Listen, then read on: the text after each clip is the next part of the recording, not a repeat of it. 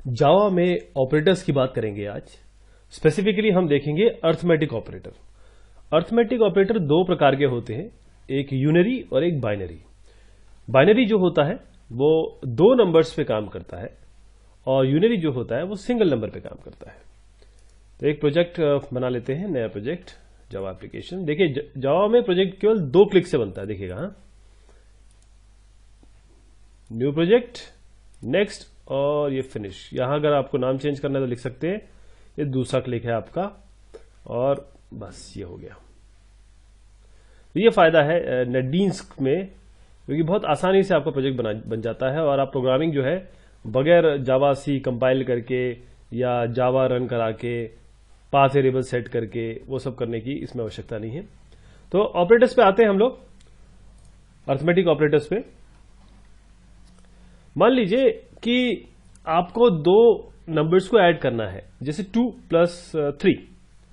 अब इसको अगर आपको प्रिंट कराना हो तो आप कैसे प्रिंट कराएंगे, क्योंकि 2 + 3 ये प्लस ऑपरेटर है हमारे पास और हम इसको जोड़ना चाहते हैं। तो हम क्या करेंगे, इसमें system.out.println और ये 2 + 3 कर देंगे हम।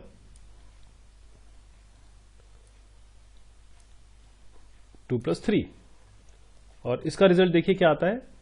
हम इसको रन कराएंगे और ये 5 आ गया रिजल्ट।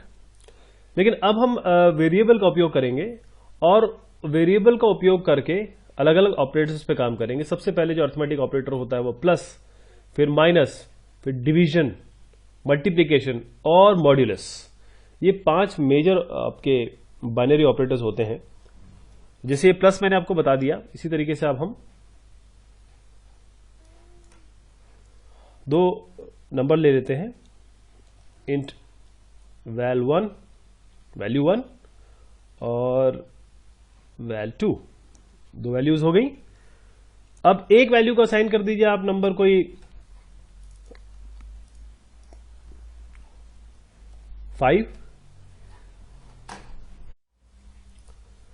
और दूसरे को असाइन कर दीजिए कोई और वैल्यू, मान लीजिए आप कर देते हैं इसे 2।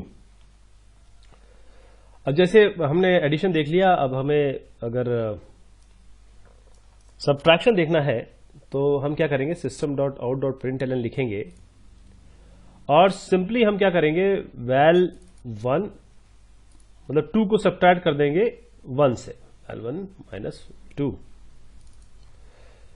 तो इसका क्या उत्तर आना चाहिए, इसका उत्तर आना चाहिए हमारा 3। इसको रन कराते हैं और ये 3 इसका आंसर आ गया। इसी तरीके से आप मल्टीप्लिकेशन कर सकते हैं, एक मल्टीप्लिकेशन भी कर देता हूं यहां पर।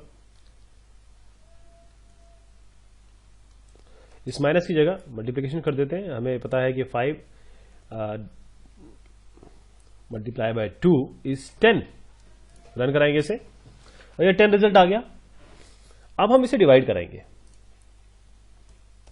तो क्या एक्सपेक्टेशन हमारी, अगर हमने 5 को 2 से डिवाइड किया तो हमारा 2.5 आना चाहिए और हम इसको रन कराते हैं। लेकिन हमारी सोच के विपरीत ये उत्तर जो है वो 2 आया। जबकि अगर हम कॉपी और पेन लेके बैठे और 5 को 2 से डिवाइड करें तो हमारा 2.5 आना चाहिए। उसका कारण यह है कि ये दोनों नंबर जो है वो हमारे इंटीजर्स हैं और इंटीजर का रिजल्ट हमेशा इंटीजर में ही आता है। अगर आप चाहते हैं कि कुछ फेर बदल करें या फिर आप चाहते हैं कि मेरा उत्तर 2.5 आए, तो इसके लिए आपको किसी एक वेरिएबल को फ्लोट या डबल बनाना पड़ेगा। जैसे मैं val2 हटा देता हूं, यहां पर इसको दे देता हूं फ्लोट, यहां से हटा देता हूं इसको। तो अब ये फ्लोट हो गया। अब फ्लोट वैल्यू देके मैं इसको रन कराता हूं तो देखिए आपको क्या मिलता है। आपको 2.5 मिला जो आप चाहते थे। और देखिए जब मैंने फ्लोट वैल्यू को भी 2 दिया तो इसने अपने आप 0.0 लगा दिया, मुझे लगाने की आवश्यकता नहीं पड़ी। देखिए इंटीजर असाइन कर रहा हूं val2 को, जो कि फ्लोट है। मतलब फ्लोट तो केवल डेसिमल वैल्यू लेता है, लेकिन मैंने केवल इंटीजर वैल्यू दी तो अपने आप पहले ये 2.0 करेगा। यानी कि यहां पर जो val2 देख रहे हैं इसका मतलब यह है कि 5 डिवाइडेड बाय, इसका अर्थ यह है 5 डिवाइडेड बाय 2.0। और क्योंकि फ्लोट इंटीजर से बड़ा होता है, डबल फ्लोट से बड़ा होता है, तो जो भी चीज बड़ी होगी उसमें नीचे वाली चीजें चेंज हो जाएंगी।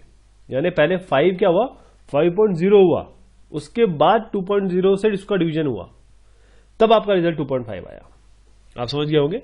अगर एक भी वैल्यू पूरे एक्सप्रेशन में जो सबसे बड़ी वैल्यू होगी वो सारी वैल्यूज पहले उसमें कन्वर्ट होंगी, फिर ऑपरेशंस होंगे। तो इसीलिए डिवीजन का बहुत ख्याल रखें आप, क्योंकि ये अगर आपने डेटा टाइप को ध्यान नहीं दिया तो आपको वैल्यू वो नहीं आएगी जो आप चाहते थे। अच्छा, अब क्या करेंगे हम कि अगर 5 डिवाइड बाई 2 तो ठीक है 2.5 होता है, लेकिन इसमें कुछ वो भी तो बचता है, रिमाइंडर भी तो बचता है। केवल रिमाइंडर चाहिए तो क्या करना होगा हमें, हम दोबारा अपने उस पर पहुंच जाते हैं प्रीवियस स्टेटस में जब दोनों इंटीजर थे। अब मैं इसको मॉडुलस ऑपरेटर इंट्रोड्यूस करता हूं। मॉडुलस ऑपरेटर क्या करेगा कि 5 को 2 से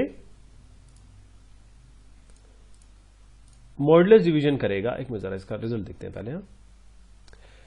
5 को जब 2 से डिवाइड करेंगे तो आपको पता है 2 2 ज़ा 4, यानी कि 1 बच जाता है, तो ये रिमाइंडर देता है।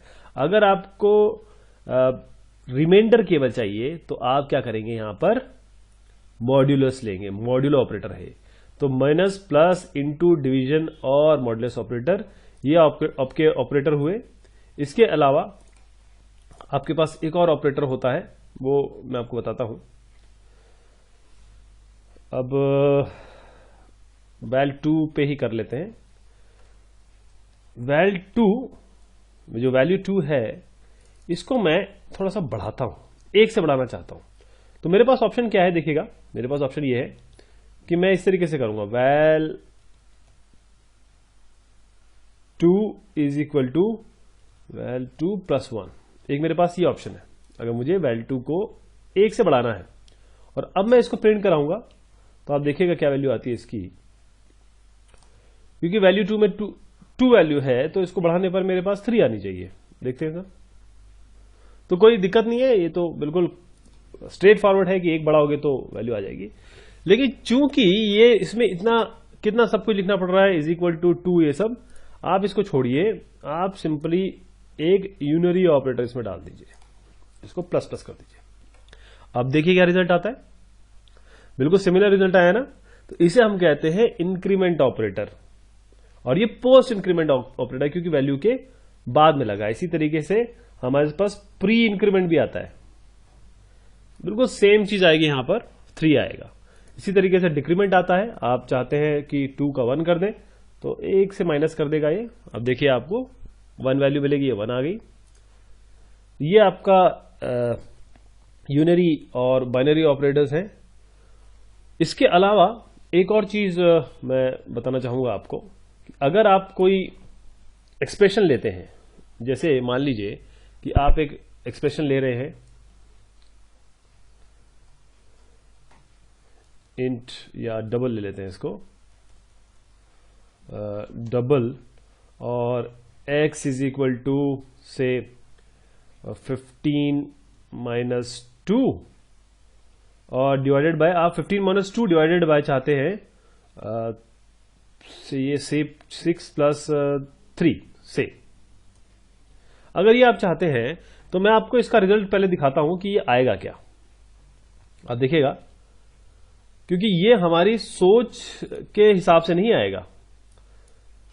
हम ये चाहते हैं 15 माइनस 2 जो है वो 13 हो जाएगा, और 9, 13 को 9 से डिवाइड करके जो रिजल्ट आने वाला है, हम देखते हैं उसका इसका रिजल्ट क्या आने वाला है। इसका रिजल्ट आएगा 8। ये 8 कैसे आ गया आपको, क्योंकि पहले 2 डिवाइड बाय 6 हुआ। अच्छा, 2 जो है 6 से छोटा है, तो यहां पर 0 इंटीजर डिवीजन है तो 0 आ जाएगा। 15 3 से प्लस हो जाएगा, लेकिन हम ऐसा नहीं चाहते। हम पूरा जो न्यूमरेटर है उसको पूरे डिनोमिनेटर से करना चाहते हैं, तो आपको क्या करना पड़ेगा, राउंड ब्रैकेट्स लगाने पड़ेंगे। तो फिर आपको यह देखना पड़ेगा कि ऑपरेटर्स जो है किस तरीके से काम करते हैं। सबसे पहले आपका यूनरी ऑपरेटर काम करेगा, फिर उसके बाद आपका एक्सपोनेंशियल काम करेगा, मतलब ब्रैकेट काम करेगा, फिर एक्सपोनेंशियल काम करेगा, फिर मल्टीप्लीकेशन, डिवीजन, फिर प्लस माइनस, इस तरीके से काम होगा। तो आपको इसकी एक प्रेसिडेंस होती है ऑपरेटर्स की, वो ध्यान रखनी होगी। अब देखिए रिजल्ट क्या आता है। अब वो रिजल्ट आया जो हम एक्सपेक्ट कर रहे थे, 1.0।